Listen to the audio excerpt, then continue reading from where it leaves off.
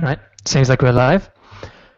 So hi everyone, welcome to our fourth Tech Talk, and today I'll talk a little bit about some of the lessons that we've learned building our Slack bot for Pilot. Some of these principles will apply to any type of chatbot, regardless of the platform, whether that's Facebook Messenger or Slack or any other type of bot platform. So for those of you that don't know me, I'm Matt. I'm one of the founders of Pilot, and we built teams for other startups. So we have a bot on the Pilot on the Slack App Store that we launched in January, and this is more or less how it looks. So you can add that bot to your Slack team, and it will help you through that Slack bot find people for your team, find engineers or designers for your team. So here are a couple of things that we've learned building, launching, planning the launch of that Slack bot. So before you even get into building anything, you should try to understand why build a bot in the first place. And I strongly believe that there are only a couple of really good reasons why you should consider building a bot. And forget about all of the craze that is happening right now with everyone and their mother having a chatbot on any of these platforms. I think there are only two good reasons for you to consider building a chatbot. One is to acquire new users, and the other one is to create a better experience for your existing users. So just very quickly, what are the examples of what does that mean? Let's unpack that. So building a bot could be a good way to acquire new users because some of these platforms, like the Slack app directory, are still pretty new.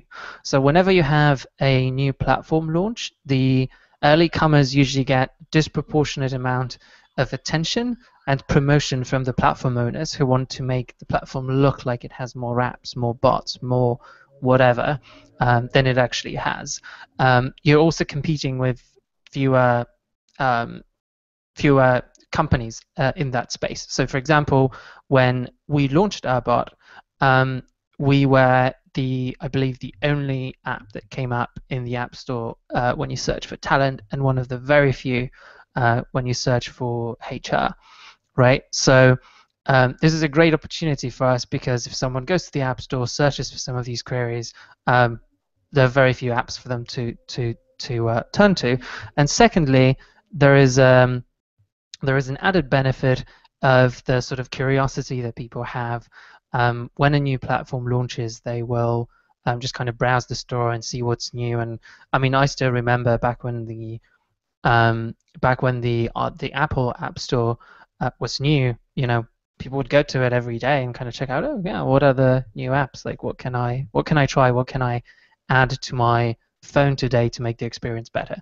And we're still very much in that situation with some of these platforms, like the Messenger App Store or the Slack app directory. So having a bot could be a great way to acquire new users. Secondly, it can create a better experience for your existing customers. So think about it. Are there any interactions? Are there any things that your customers would rather do from the context of an existing tool or an existing platform that they use that they currently have to jump to another app to do? So an example could be you have a booking platform and someone is talking about your most recent bill with their finance team, and you can quickly fire off a question to a bot saying, Ed Pilot, when is my next bill due, or when is my next payment due? Like that would be a great example of something that enhances the user experience and puts your product right where your user is. For us, this was the sort of driving factor for the sort of the better user experience for our users, was the fact that when you are trying to find new people for your team, and when you're sort of initiating a new project, you're likely doing that in Slack already. So you're talking to one of your engineers, you've learned that you're going to miss the deadline, or that they would appreciate to have, they would like to have some support with this particular challenge, and you can very quickly fire off a request to Pilot by just typing out add pilot, I need a Ruby on Rails engineer to help me with this, this, and that. So for us, I guess out of these two reasons, the customer acquisition angle and being one of the first on the platform was the primary reason why we built this, but it helped that it could also create a better experience for our existing users. So it's kind of a no-brainer. Secondly, you have to think about what a successful interaction with your bot will look like. So try to think about what your users might want to ask about, what intent are they going to have when they're interacting with your bot. So should you consider letting them ask about or create new requests, for example, or say, like, I want to find talent, or is it going to be more about checking in the status of their existing request or checking in the status of their existing order? And this is especially important if you have a bot play in the sort of e-commerce retail space. Nobody wants to ask a Facebook Messenger, what book should I buy? Or, like, discovery doesn't work with a lot of these bots. I mean, it's more clumsy than it is with existing channels like a mobile app or an iPad app or a desktop app where discovery is much easier. So in this particular case, what would make more sense for a successful chat would be, something that you can fire up very quickly and get a very concrete response, and you're not really interacting with it, like, when is my next order going to ship? Or when is my last order going to ship? So once you've kind of decided and narrowed down some of the use cases for your bot, it helps to build a map of all of the remaining interactions. So you've considered the primary use case, the primary interaction that your customer is going to have with your bot, and now you create a map of all of the ways in which that interaction can happen, and what are the other interactions that the user can have with the bot, and how do you transition between one and the other. And it helps to actually do that, either in a piece of paper or in a sketch document or whatever you're going to use, but like just put it on paper, the sort of the interaction map of your bot, and it will be really helpful when when you then go about implementing that bot to kind of be able to visually see, okay, like the user is currently in this place of this interaction. Third, don't forget to walk your users through a simple use case. So what I mean is, you need to teach your users what your bot is capable of, and in fact, we actually did forget, like when we first launched our bot, there's very little instructions that we gave our users as to what they can do with it. They're obviously on the Slack App Store, but in terms of actually guiding a user through this experience of discovering what the bot is capable of and how to interact with it is super important. So great example of that is a bot called StatsBot, which I really like. That kind of like, when you install it, it gives you, it kind of like guides you through asking the bot a couple of questions in a private channel, so you're not spamming everyone on your team. But it's basically showcasing, okay, like now I understand how to use it. Now I've had a conversation with it. I know how it can create value for me. Second, built in a way to announce new features. People install these bots all of the time, and they forget about them. This happens very often, and it's important that the user knows, like, what are the new capabilities of your bot. And obviously, don't spam people. Don't send them an update every day and being like, hey, I can do this. Hey, I can do that. Why don't you go about doing X? Why don't you do Y? Right? Like, but when you have some new value that you're creating for a user that has added you to their channel and wants that value, like, people want to hear about how the work environment, the Slack team, is getting better over time. So tell them, like, as long as it's not too often, as long as it's like once every 2 weeks or once a month, don't be afraid of touting your new features and teaching your users how to take how to take more how to take an advantage, or how to get the most out of your product, and offer them a way to opt out. But ultimately, what you should try to do with any product design is focus on the users that are really excited about your product and they're extracting the most value out of it, and they will be grateful if you tell them, look, this product can now do this, this, and that, and this is how you can take advantage of these new features. And focus a little bit less on the detractors and the people that are like, oh, I'm not interested in it, because they're probably not going to be advocates for your product. And you want to empower your advocates with this knowledge and insight so that they can promote your product even more. And if someone's not interested, give them an option to opt out, but don't worry that by sending them an update you'll annoy your customers. I don't think that's a good approach. Have a fail-safe mechanism. This is really important if you do employ some AI features in your bot. So, for example, you don't want your users to be stuck in the loop where they don't know how to get out of it.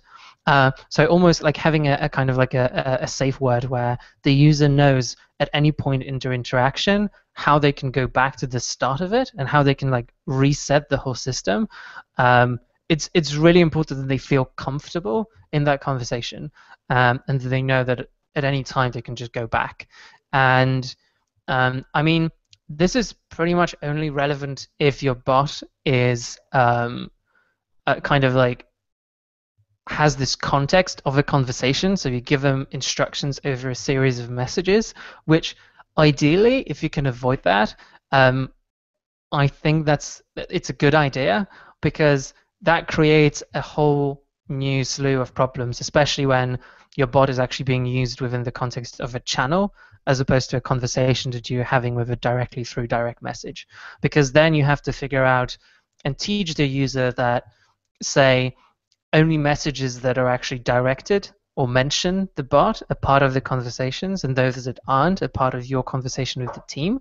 And I think it's very, very easy for people to get confused, because when you are conversing with a coworker, like, you only have to mention them once, and then if you say something else that isn't directly relevant to the conversation, your coworker will be able to pass out and realize that, oh, that's not directed to me. But a bot can't easily do that. So it's important that if you have these features that are built around conversations and longer interactions, that there is a fail-safe mechanism. So just like with Siri, if you ask him multiple questions in the sequence, like, you can always press the home button and go back. You can always restart the entire conversation and have Siri forget what the context was. And I think this is really important. So 4, hack something real quick. So if you're trying to be one of the first apps in the App Store, don't be afraid of just trying a sort of a minimum viable product of your bot and just see how it works, because a lot of the time these bets on these new platforms are not going to work out. And if you spend too much time, not only you'll be late, you might have invested time into a platform which isn't going to be successful. So I think it's really important to be kind of scrappy with some of these products, because the early adopters are likely to be quite forgiving in terms of what the product, like how the product works, because the platform's so new and they're still excited about these new apps that you're not really risking anything. It's not, we're not in the sort of the Slack bot, the Slack bot or the bots kind of space right now. It's kind of like the App Store in 2008 or 2009, where there aren't already well-established brands. Not every app that makes it to the top chart is extremely polished.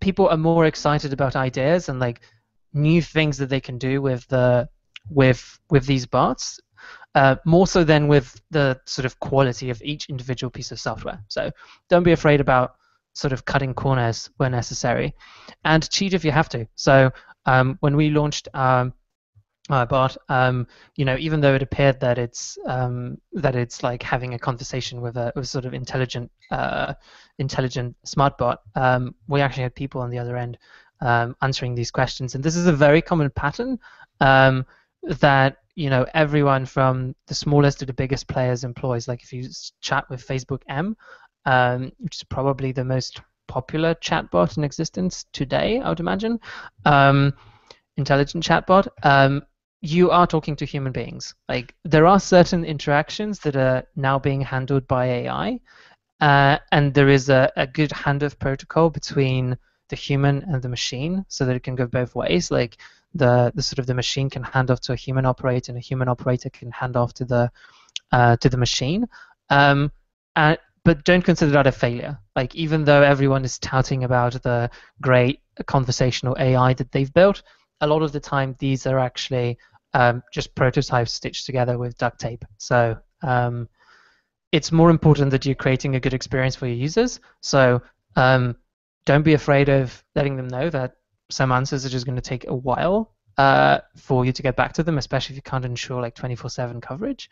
We're very clear in our bot that these will have to wait to get a response. We're not saying whether that's a human that's going to respond, whether that's going to be a machine, but we're creating an expectation that this process takes time, and that might not work for every type of use case.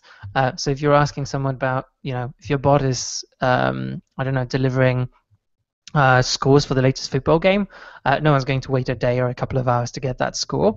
But these cases also tend to be easier to automate. So if you use a platform like wit.ai or some of these other, like I think there's one called NLP.ai or I can't remember exactly, but there are a couple of platforms that you can use to make some of these interactions pretty easy to automate. So, and then once your bot is ready, just go ahead and submit it.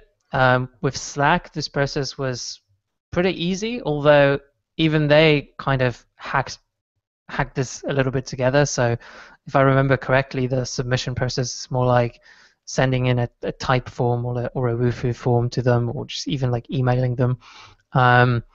And they just handled it manually, and they upload all of the data to the platform for yourself, because again, they don't know if this is going to work out. I mean, they have a pretty good idea that bots are popular and that they're building an ecosystem of products that integrate with Slack, but they haven't invested too much time into having a slick submission process, because that's something that you only do once. It's something that is meant to be an experiment. So we didn't really have any problems with the submission to the app directory. I think our app was approved pretty quickly. They didn't ask us any follow-up questions. I think they even gave us like a little bit of a heads up that they will be testing the product. I'm not entirely sure how it works today. I'm sure that the platform's matured at least a little bit since then, but it should still be reasonably easy, I imagine. I think we waited a couple of weeks for our bot to be approved, like 2 weeks maybe. And last but not least, make sure to track the metrics that matter to you, or that matter to the success of your bot. So we, for example, when we launched our bot on the Slack App Store, we actually forgot to put a system in place to track signups. So we had, or track downloads, I guess. Like we had a way to get that data out, just in terms, being able to find how many installations are there, but you need to make it really easy. So ideally, put together a spreadsheet and a way to get that data out of, whatever system is powering your backend sooner rather than later, because you will want to know how your bot is doing, how many downloads you're having. We made the mistake of not putting that in place quickly enough, and we're kind of flying blind in the first weeks. And then you just tweak as you go along. You get people interacting with your bot. You will start seeing what queries are popular, what aren't, and that is what allows these bots to learn over time. So make sure that you actually capture this data, that you can then use it to create, to create insights and tweak your bot to be even better at whatever it is that it's doing. So, I mean, for those of you listening kind of outside Pilot, we have a product that you can use to create your own Slack bot. So you can just go to pilot.co/m/slackbot, and it's a mission that we've put together that you can use as a template for your next Slack project. So we can match it with talent that will be able to create a Slack bot for you. Or if you have any questions, you can tweet at me. I'm at MATID on Twitter, and my email address is matt@pilot.co. So if you want to learn more about building bots, happy to chat. We take part in a lot of sort of bot related meetups here in London. So um, if we might bump into each other at some point if you're based out of London. If not, again, get in touch. And so yeah, thanks everyone for listening. And if there are any questions for people that are on the Hangout, I guess, then happy to take them now.